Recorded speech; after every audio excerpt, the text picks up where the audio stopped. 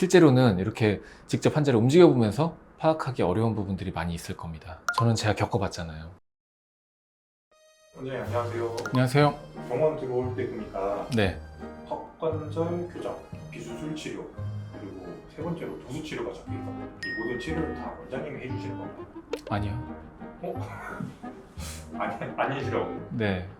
그러면은 저 치료는 누가 해주시는 건가요? 우리 물리치료사들이 담당하고 있습니다. 원래 다른 병원에서도 다 도수 치료나 턱관절 교정 이런 것들 물리치료사분들이 해주시나요? 네, 대부분 그렇죠. 근데 저는 원장님이 다 해주신다고 들었는데. 그렇게 소문이 났나요? 네. 그거는 VIP만 해당되는 사항입니다. VIP가 되면 어떻게 해야 될까요? 치료를 많이 받으셔야 됩니다. 농담이시죠? 넘어갈까요? 네. 네, 저희 병원에서는 처음에 환자분들이 내원하셔서 치료를 계획할 때, 특히 도수치료에 대한 치료를 계획할 때 직접 환자 상태를 보고 치료를 해드리면서 계획을 하고 있는데요. 그것은 특별한 이유 때문입니다. 어떤 이유 때문에 그러신가요? 진단이 아주 중요하기 때문입니다. 진단이 왜 중요할까요? 내 목이 아프다고 생각을 해보세요. 그러면 보통 그냥 평범하게 볼 때에는 목이 아프다 정도 혹은 목 디스크가 있다 정도로만 이제 분류를 할 수도 있지만 조금 더 세부적으로 디테일하게 알아가다 보면은 환자 한 명 한 명마다 상태가 다르기 때문입니다. 똑같이 목이 아프다고 해도 정말로 다른 데는 다 건강한데 갑자기 최근에 무리를 해서 근육만 경직이 된 사람, 살짝만 삐끗한 사람, 혹은 다른 데 문제가 없는데 목이 일자로 뻣뻣한 사람, 뻣뻣하다 못해 앞으로 기운 사람, 앞으로 기울면서 턱도 돌아간 사람, 다 조금씩은 다를 수밖에 없고요. 그리고 그런 문제를 넘어서 목 디스크가 찢어진 사람, 찢어졌다 그래도 작게 찢어진 사람, 크게 찢어진 사람, 찢어지다 못해 조금 터진 사람, 옛날에 수술했던 적이 있는 사람, 여러 군데가 찢어진 사람, 나이가 젊은 사람, 조금 연배가 있으신 분, 다 다를 수밖에 없어요. 그냥 하나의 치료 항목으로 다 똑같이 목 아픈 환자니까 이렇게 치료하면 낫습니다 라고 얘기하기 어려운 부분이 있습니다. 그러면은 이걸 정확하게 진단하기 위해서는 네. 어떤 걸 해야 될까요?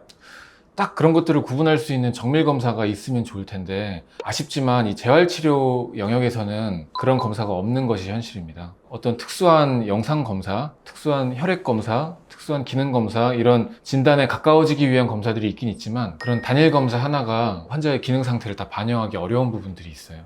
원장님의 어떤 진료 경력만을 믿고 가야 될 것 같은데 네. 그거는 사실 환자분들이 조금 느끼기는 어렵잖아요. 네네. 그럼 어떻게 이 치료를 잘하는 원장님을 찾아갈 수 있을까요? 그래서 저희 병원에서는 필요한 검사들은 시행을 하지만 그것만으로 환자 상태를 다 반영할 수가 없거든요. 그 환자를 직접 만져보고 눌러보고 움직여봤을 때 알 수 있는 정보들이 있어요. 그 정보들을 파악을 하고 환자의 상태도 같이 파악을 해야 어떤 부분이 문제이고 어떤 부분을 치료해야 되고 어떤 부분을 치료하면 어디까지 좋아질 수 있고 이런 것들을 조금 파악할 수 있기 때문에 제가 이제 직접 치료 계획을 할 때 관여를 하고 있습니다. 치료에 참여하는 환자의 회복까지 필요한 목표치가 다를 수밖에 없어서 그런 것들을 그냥 검사 결과로만 파악을 한다거나 담당 물리치료사에게만 일임하기 어려운 부분이 있습니다. 그래서 저는 제가 직접 많이 관여를 하는 편이에요. 원장님이 혼자 다 그걸 하시기에는 물리적으로 시간이 좀 안 되실 것 같은데 괜찮으신가요?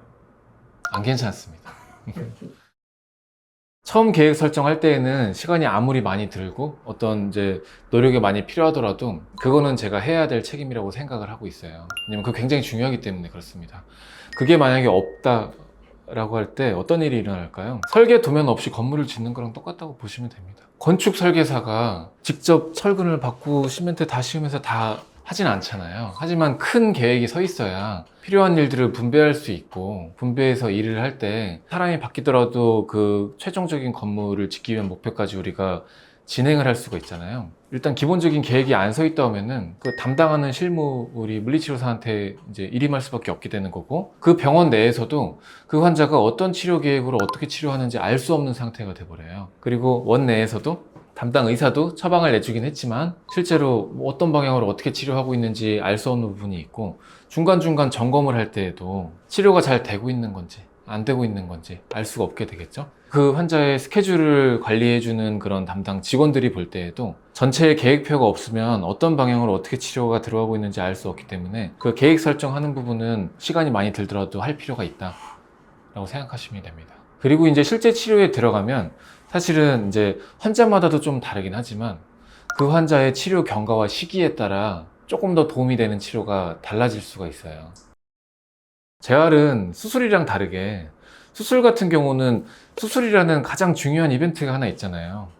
그거를 정말 제대로 잘 해놓으면 거의 90% 이상은 이제 역할을 해놓은 거고 나머지는 그것을 서포트하는 일들이잖아요. 근데 재활치료란 것은 일단 시간이 많이 걸리고 한두 번의 재활을 잘해서 이분이 경과가 확 바뀌는 것들이 아니기 때문에 일정한 기간 동안 일정한 이제 계획을 가지고 거기에 맞춰서 차곡차곡 이제 쌓아가는 게 가장 중요하다고 보거든요. 도수치료를 통한 재활치료를 할 때에도 시간이 아무리 많이 걸리더라도 계획을 잘 설정하는 것, 그것은 제가 저희 병원에 저를 보시고 오셔서 재활치료를 받는 분들에게 제대로 해드려야 되는 책임이라고 생각을 합니다. 그렇게 꼼꼼하게 환자를 봐주는 재활의학과 병원이 많이 있나요? 글쎄요, 그렇게 많이 없을 겁니다. 재활의학과를 넘어서 우리나라 모든 병원 자신 있게 말씀드렸을 때 많지 않을 거라고 생각을 합니다. 이게 실천하기 쉽지 않은 일인가 보네요. 네, 쉽지가 않아요. 우선은 이게 우리 진료 보는 의사 입장에서도 환자를 이렇게 많이 만져본다는 게 좀 의사에게도 생소한 일이에요. 아무래도 이제 병원에서 의학 교육을 받다 보면 정규적인 교육 과정 안에 도수치료 항목이 포함되어 있지가 않아요. 일단은 기본적인 이제 정통적인 진단, 수술, 각종 시술이나 비수술 치료, 물리치료 정도의 보존적인 치료가 있지만 수련 과정을 통해서 한 명의 전문의가 탄생하는 그 과정에서 환자를 직접 움직이는 도수치료를 대학병원에서 배우기가 어려운 부분이 있습니다. 그래서 담당 의사분들도 시간을 내가지고 환자를 만져보는 거를 좀 매우 생소해하는 부분이 있다는 거죠. 그리고 시간이 너무 많이 걸리는 일이에요. 네, 바쁜 일상 속에서, 바쁜 진료 환경 속에서 한 명 한 명을 챙겨보는 게 어려운 부분이 있기 때문에 실제로는 이렇게 직접 환자를 움직여보면서 파악하기 어려운 부분들이 많이 있을 겁니다. 저는 제가 겪어봤잖아요. 제가 먹는 약, 주사치료, 목 디스크에 해당하는 치료를 많이 받아봤는데 그래서 그 치료가 어떤 때 필요하고 어떤 때 효과적이고 어떤 때는 좀 아쉽다 이런 거를 좀 몸으로 느끼고 있거든요. 그래서 어떠한 부분에 있어서는 특히 척추 교정 도수 치료하는 것이 이러이러한 경우에는 도움이 된다라는 것을 제가 피부로 느껴봤기 때문에 조금 더 이게 필요한 환자분들을 그냥 못 지나치는 부분이 있을 것 같아요. 마지막으로 도수 치료를 원장님이 받아야 되는 이유, 사자성어로 혹시 사자성어로, 준비되시면 문을 띄워드리겠습니다. 사자성어가 아니라 사행시. 오늘은 제가 직접 환자분을 대상으로 환자분들이 저희 병원에 오셨을 때 제가 도수치료를 해드리는 이유에 대해서 말씀드렸는데요. 앞서도 많이 말씀드렸지만 치료를 시작하기 전에 재활치료란 것은 긴 시간 일정하게 시간 투자를 해야 되는 치료입니다. 그래서 급하게 치료에 들어가기 전에 총 계획표를 먼저 세우는 것이 중요하다고 생각을 합니다. 그래야 나한테 어떠한 문제가 있고 어떠한 계획하에 어떻게 치료를 해야 어느 부분까지 좋아질 수 있다 라는 것을 잘 알 수 있고 거기에 맞는 효과를 낼 수 있다고 생각을 합니다.